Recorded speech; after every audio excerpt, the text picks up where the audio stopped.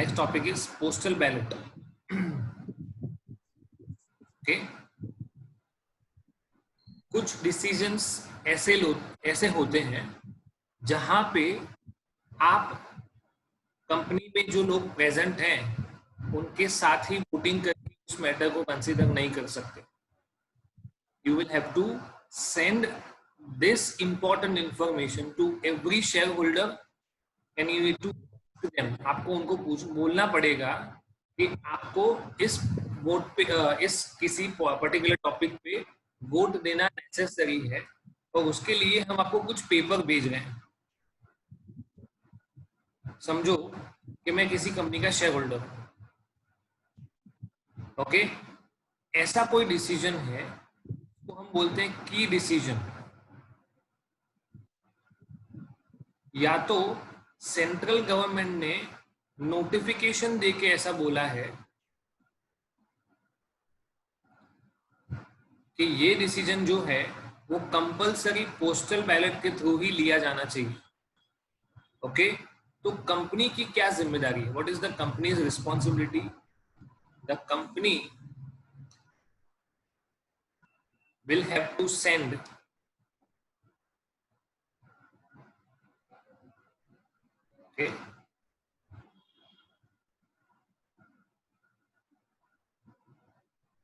the company will have to send postal ballots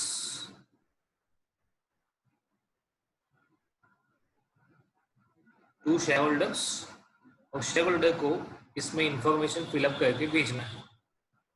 क्यों? मतलब information in the sense कि उनका वोट फेवर में है या अगेंस्ट में है. ओके, घर बैठे.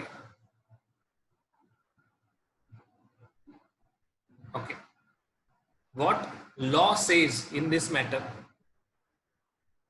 Extract of the act लिखा हुआ है. Notwithstanding anything contained in the law.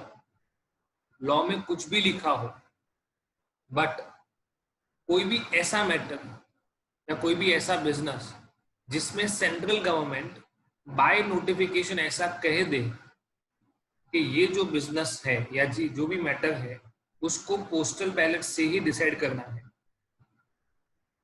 And लिखा हुआ है. दूसरा क्या है? एंड में in respect of any item of business other than ordinary. मतलब ऑर्डिनरी बिजनेस को आप मीटिंग के थ्रू ही, जो आप मीटिंग करते हो नॉर्मली, उसके थ्रू डिसाइड कर सकते हो.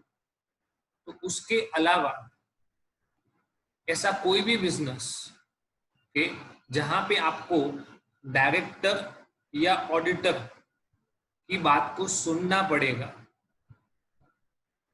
तो उसको पोस्टल बैलेट के थ्रू ही डिसाइड करो. उनको सुनना पड़ेगा. ऐसा कब होगा? Why we need to listen to the directors or auditors in the case of removal. Please understand, यहाँ पे हम रेजिग्नेशन या रिटायरमेंट में ऐसा वर्ड नहीं बोल रहा हूँ. कौन सा वर्ड बोल रहा हूँ? रिमूवल. अगर किसी डायरेक्टर को या उसके ऑडिटर को, कंपनी के ऑडिटर को, उसका टर्म खत्म होने से पहले निकाला जाए, डायरेक्टर या ऑडिटर को उसका टर्म खत्म होने से पहले निकाला जाए, तो उसको निकालने से पहले, जैसा लॉ में कहा गया है, रूल ऑफ नेचुरल जस्टिस, क्या कहते हैं हम लोग? रूल ऑफ नेचुरल जस्टिस, कि आपको उसको निकालने से पहले एक मौका देना पड़ेगा. You will have to give one chance of representation to the person being removed. तो ऐसे केस में आपको वो जो फाइनल डिसीजन है रिमूवल का, वो पोस्टल बैलेट के थ्रू ही लेना पड़ेगा. दो चीजें हैं. One, where central government prescribes. Second, where the matter is related to removal of director और ऑडिटर. और आपको समझो, अगर किसी डायरेक्टर ने कोई क्राइम कमिट किया है या किसी ऑडिटर ने कोई क्राइम कमिट किया है जिसकी वजह से उसकी जगह खाली हो जाती है. Okay, please try to understand. Director या ऑडिटर ने ऐसा कोई काम किया जिसकी वजह से वो ऑटोमेटिकली डिस्क्वालिफाइड हो जाता है. हम उसको नहीं निकाल रहे हैं, लॉ ये कहता है कि ऐसे इंसान को आप डायरेक्टर या ऑडिटर नहीं रख सकते हो। इन दैट केस आपको रिप्रेजेंटेशन का चांस देने की जरूरत नहीं है। ओके, रिप्रेजेंटेशन का चांस कब देना है? जब उसने किसी भी तरह का डिस्क्वालिफिकेशन ना किया हो। तो अगर हम उसके काम से सेटिस्फाइड नहीं है तो हम उसको निकाल रहे हैं, we are removing the auditor. Okay, तो इन दैट केस मतलब सिंपल चीज है, जहां पे डायरेक्टर या ऑडिटर अपने फॉल्ट की वजह से निकल रहे हैं, खुद के फॉल्ट की वजह से निकल रहे हैं, तो वहां पे रिप्रेजेंटेशन देने की जरूरत नहीं है। अगर उनका फॉल्ट नहीं है फिर भी उनको निकाला जा रहा है, कोई भी रीजन हो सकता है। ओके, इन दैट केस हमें उनको बोलने का मौका देना पड़ेगा, अपॉर्चुनिटी ऑफ बीइंग हर्ड। और अगर ऐसी कोई मैटर है तो उसको पोस्टल बैलेट से ही डिसाइड करना पड़ेगा। ओके, मूविंग फॉरवर्ड, मतलब ऐसे बिजनेस को इंस्टेड ऐसा लिखा है, जनरल मीटिंग में करने से बेटर है उसको पोस्टल बैलेट के थ्रू ही करो। ओके, और इसीलिए जब आप ऑडिट एंड ऑडिटर्स वाला चैप्टर पढ़ोगे तब जो भी ऑडिटर है उसको जब रिमूव किया जाता है तो उसने जो रिटर्न रिप्रेजेंटेशन दिया होगा कंपनी को, ओके, वो रिप्रेजेंटेशन को सर्कुलेट करना पड़ता है ताकि सब लोग जाने। Okay, provided that any item of business required to be transacted by means of postal ballot under clause A, मतलब इसकी बात हो रही है, may be transacted at a general meeting by a company which is required to provide the facility to members to vote by electronic means. Okay? तो वो आप general meeting में भी कर सकते हो, बट मेथड तो वही होना चाहिए, शो ऑफ हैंड्स नहीं होना चाहिए, पोल नहीं होना चाहिए, it should be electronic means और it should be postal ballot. Okay, that was your point number 1। यहां तक हमने पॉइंट नंबर 1 डिस्कस किया था, section 110 subsection 1। Now we are going to do discuss section 110 subsection 2. Okay, if any resolution is assented to by requisite majority, okay, say for example ऐसा कोई matter है जिसमें more than half या normally हम जिसको कहते हैं 51% मेजोरिटी चाहिए, या तो कुछ ऐसे रिजोल्यूशन होते हैं जहां पे 3/4 मेजोरिटी चाहिए, तो इसको रिक्विजिट मेजोरिटी कहा जाता है। क्या कहा जाता है? Requisite majority. और अगर पोस्टल बैलेट के थ्रू रिक्विजिट मेजोरिटी अचीव हो जाता है, if requisite majority is achieved then resolution is passed as if it was passed in the meeting। भले ही वो पोस्टल बैलेट से पास हुआ है पर हम क्या मानेंगे उसको? लॉ क्या प्रिज्यूम करता है? It is deemed to be passed at the meeting.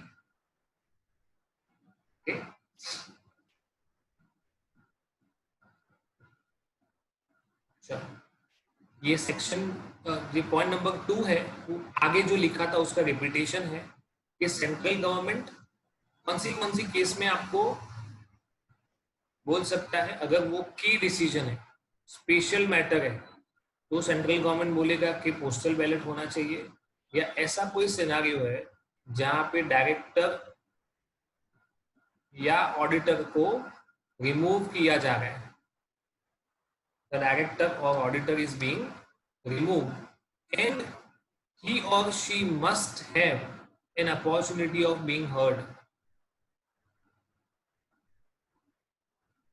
क्या बोलेंगे? Opportunity of being heard. इसको शॉर्टकट में ऐसे भी याद रख सकते हैं। okay? तो ये वो वाला पॉइंट है। ओनली दोज असेंट्स और डिसेंट्स, मतलब फेवर और against, are to be considered which have been sent by the members within 30 days. Okay, मतलब आपका answer, okay, the reply should be received within 30 days.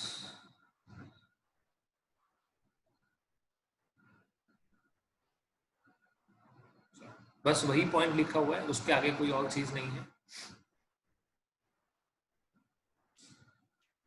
उसका मैनर क्या है, पोस्टल बैलेट के अंदर वोटिंग होता कैसे है.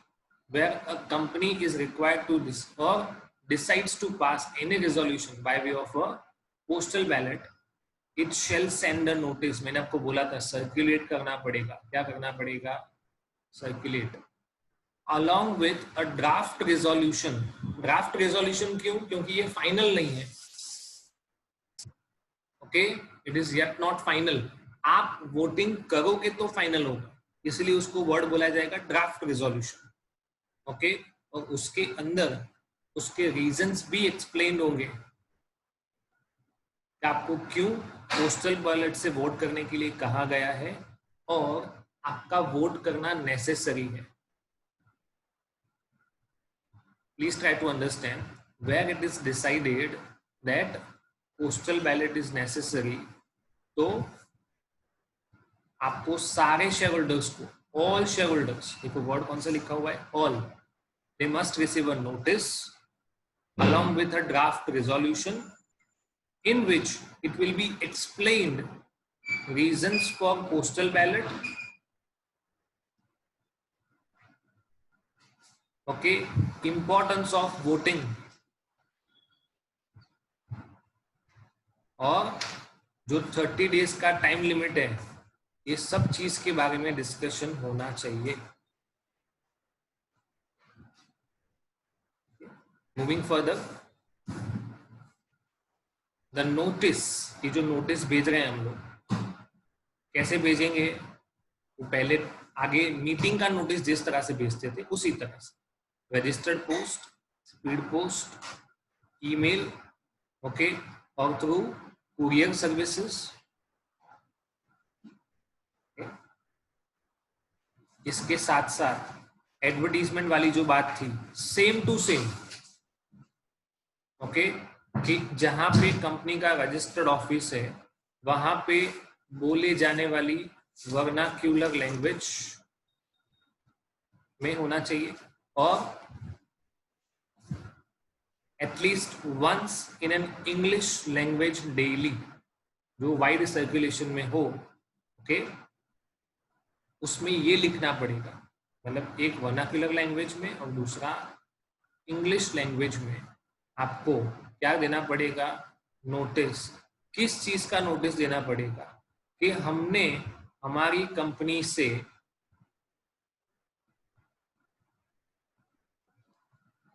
We have dispatched, delivered नहीं लिखना है, वर्ड ध्यान रखना. क्या लिखना है? We have dispatched ballot papers. हमने बैलेट पेपर्स यहां से डिस्पैच कर दिए हैं. Then please be careful, आपके घर पे वो कुरियर आएगा. Okay,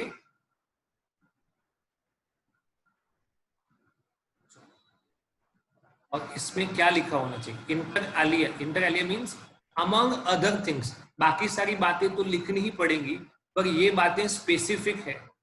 these all matters are specific. ये तो लिखना ही पड़ेगा, मस्ट. ओके, जहां पे लिखा पड़ेगा कि हम कोई एक चीज पोस्टल बैलेट के थ्रू डिसाइड करने वाले हैं और इसमें इलेक्ट्रॉनिक मीन्स भी इंक्लूडेड है. मतलब आपको अगर पेपर के थ्रू ना करना हो तो आप कंपनी की वेबसाइट पे जाके भी वोटिंग कर सकते हो.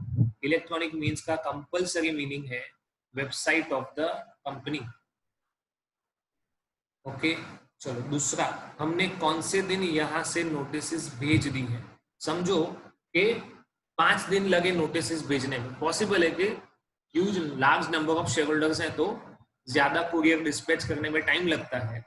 तो जो लास्ट डे होगा वो लास्ट डे मेंशन होगा, date of completion of dispatch, date of commencement of voting, कौन से दिन स्टार्ट होगा, कौन से दिन एंड होगा, ये कितना टाइम पीरियड होगा,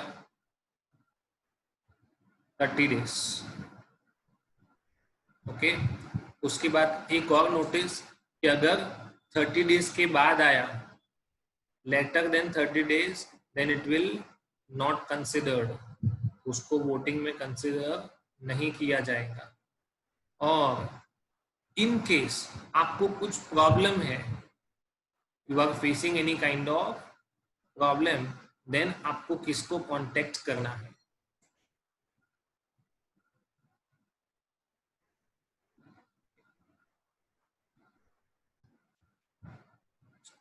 अब अगेन जैसे कंपनी मीटिंग का नोटिस भेजता है, वैसा कंपनी ने वोटिंग का नोटिस भेजा पोस्टल बैलेट के थ्रू। ओके, तो वो कंपनी की वेबसाइट पे भी रखना पड़ेगा, इधर रखना पड़ेगा। जैसे ही आपने नोटिस सबको भेज दिया तो उसके बाद आपको ये नोटिस कंपनी की वेबसाइट पे भी रखना पड़ेगा। कब तक रखना पड़ेगा? 30th डे ऑफ वोटिंग तक।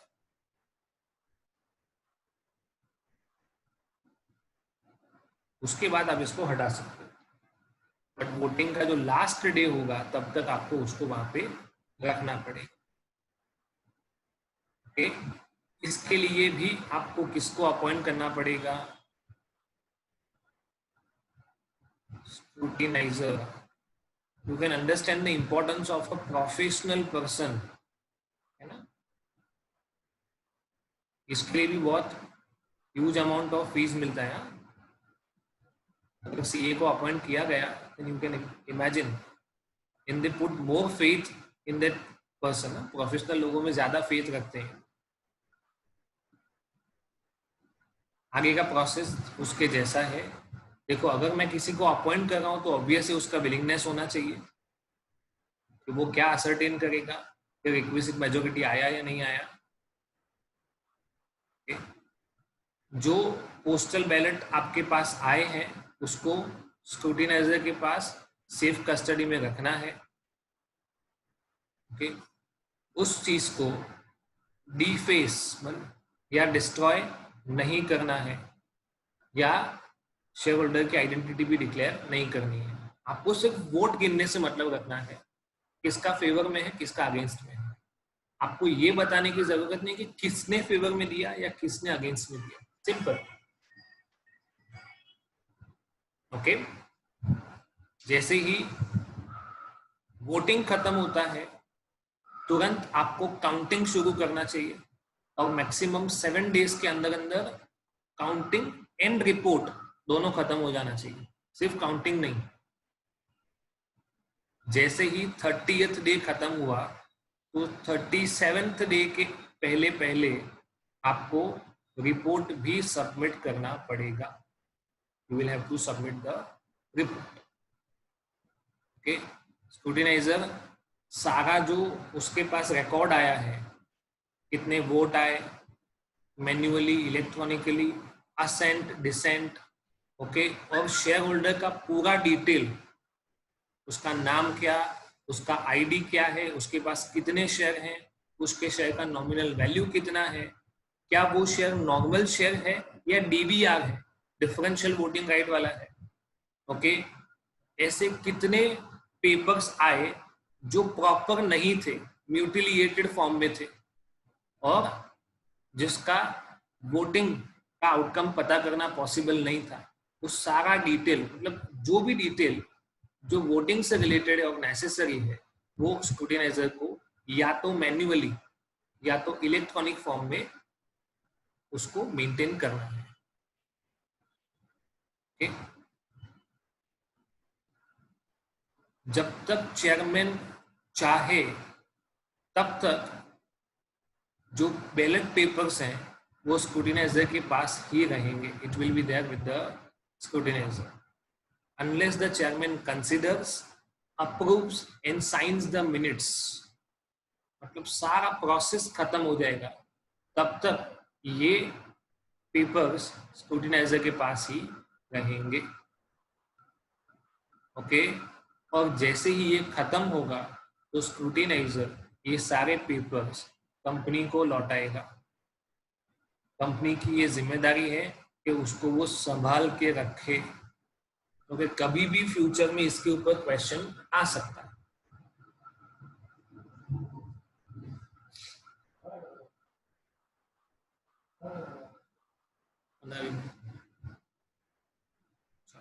दूसरी बात, 30 दिन के बाद आया तो कंसिडर नहीं किया जाएगा, रिपीटेड है। ओके, जो भी रिपोर्ट है स्क्रूटिनाइजर का वो कंपनी की वेबसाइट पे रखा जाएगा, और इलेक्ट्रॉनिक वोटिंग के जो भी प्रोविजन हमने पहले पढ़े हैं और जो यहाँ पे एप्लीकेबल है उनको एज इट इज मैनर में अप्लाई किया जाएगा। Mutatis mutandis means as it is.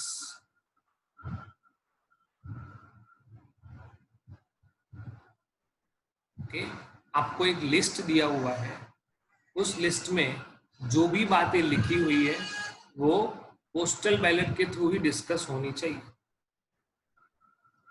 Okay, सबसे पहला चेंज ऑफ ऑब्जेक्ट क्लॉज, ये बहुत इंपॉर्टेंट है ना, इसके ऊपर तो कंपनी का पूरा एग्जिस्टेंस डिपेंडेंट है। ओके, तो इस चीज को आप, मतलब ऐसा है कि कंपनी के 5 करोड़ शेयर होल्डर हैं और मीटिंग में आए 5000।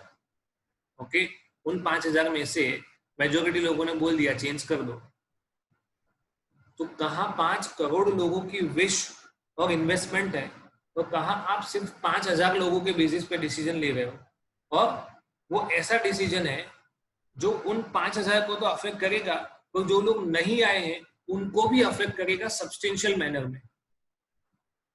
ओके, तो ऐसा कोई डिसीजन जो सबको मटेरियल लेवल पे अफेक्ट होने वाला है, ऐसा कोई डिसीजन आप जनरल मीटिंग में नहीं ले सकते हो। It must be done through postal ballot.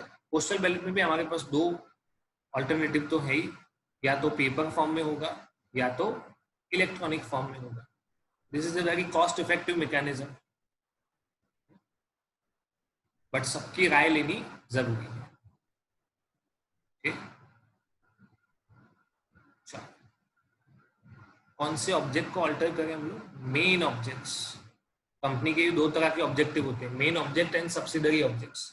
तो सब्सिडरी ऑब्जेक्ट्स में कोई प्रॉब्लम नहीं है, मेन ऑब्जेक्ट्स को ऑल्टर करने में आपको पोस्टल बैलेट का ही सहारा लेना पड़ेगा। Okay, in case of alteration of articles of association under subsection 68 of section 2, मतलब ये सेक्शन 2 सबसेक्शन 68 है, प्राइवेट कंपनीज अल्टरेशन। ओके, तो उसमें भी पोस्टल बैलेट का ही सहारा लेना पड़ेगा। और प्राइवेट कंपनी में तो ये बहुत आसान है, क्योंकि इसमें नंबर ऑफ मेंबर्स वैसे भी बहुत कम होते हैं। ओके, चलो, third thing is change of registered office outside local limits.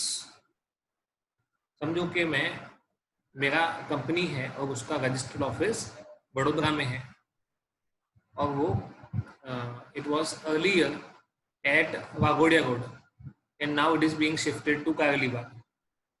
Is it a change of local limit?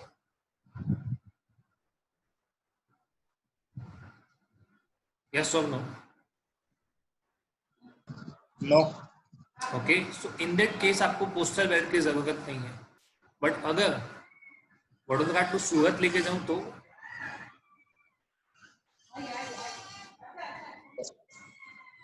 देखो किसकी लोकल लिमिट्स की बात की गई है वो ध्यान रखना बहुत जरूरी है। सिटी, टाउन और विलेज। ऑब्वियस है, सिटी का लोकल लिमिट तो चेंज हो गया ना,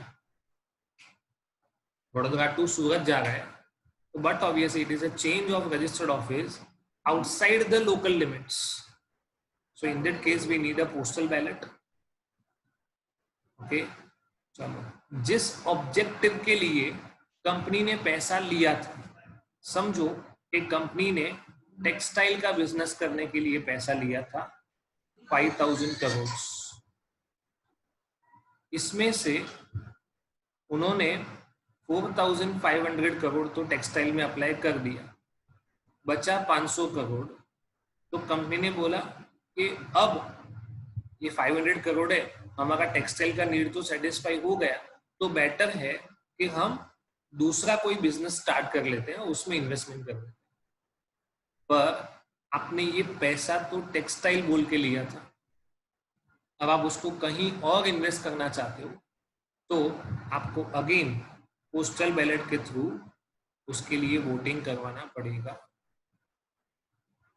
है ना। Issue of shares with differential voting rights, इसमें हम टाटा सन्स याद रखेंगे, है ना। उन लोगों ने क्या कहा था, 10 shares is equals to 1 vote. Normally 1 share 1 vote होता है, उन्होंने उसको चेंज कर दिया, 10 share is equals to 1 vote. Next, variation in the rights of share holders. आपके शेयर या डिबेंचर या कोई भी ऐसी सिक्योरिटी जो कंपनी ने आपको इशू की थी और उसके साथ इशू के वक्त जो राइट्स अटैच्ड थे उसमें कोई चेंज आ रहा है, उसके लिए भी ballot paper sorry postal ballot की जरूरत पड़ेगी। Buyback of securities, election of a director, okay, sale of business, giving loans or extending guarantee or providing security in excess of limits specified under subsection 3 of section 186। ये related parties का, loan director ने लिया है और guarantee company देता है। Loan is taken by director and guarantee is given by company. तो कुछ एक लिमिट तक आप गारंटी दोगे तो प्रॉब्लम नहीं है, उससे ज्यादा लिमिट का गारंटी दोगे तो आपको उसके लिए पोस्टल बैलेट के थ्रू वोटिंग करवाना पड़ेगा।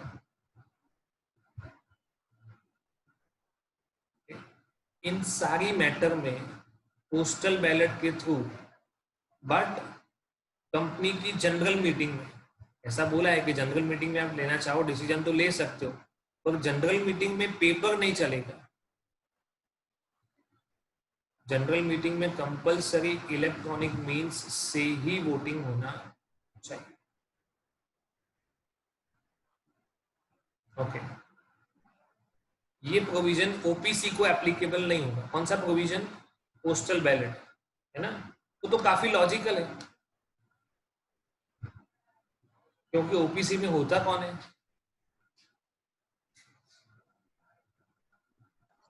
एक अकेला इंसान, मेंबर, ओके। और दूसरा प्राइवेट कंपनीज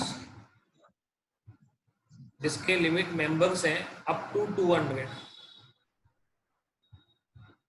तो उनको पोस्टल बैलेट के थ्रू वोटिंग करवाने की जरूरत नहीं है।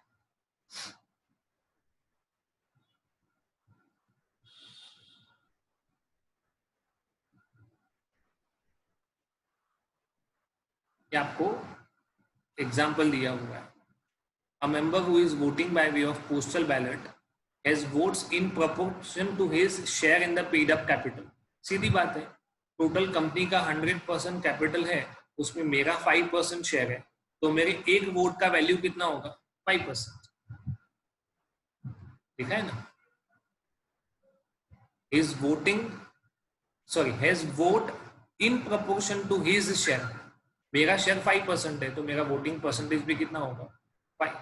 इसीलिए तो जो स्क्रूटिनाइजर के पास डेटा जाता है उसमें सब कुछ होना चाहिए, सिर्फ उसका नाम, उसने फेवर में वोट दिया कि अगेंस्ट में वोट दिया, ऐसा नहीं। उसके पास कितने शेयर्स थे, उसकी नॉमिनल वैल्यू कितनी है, सब जानना जरूरी है। तो ही स्क्रूटिनाइजर डिसाइड कर पाएगा कि एक पर्सन के एक वोट की वैल्यू क्या है ना। वो कौन सा मूवी है, देवदास, क्या कहते हैं उसमें, एक चुटकी सिंदूर की कीमत तुम क्या जानो, है ना। तो इधर किसकी कीमत जाननी है हमको? एक वोट की कीमत जाननी है। तो एक वोट का कीमत कितना होगा? In proportion to the paid up capital. Okay, and in this regard he did not use all his vote, okay, nor does he need to use all his votes in the same way. जरूरी नहीं है कि उसको अपने सारे vote same manner में ही use करना चाहिए. ओके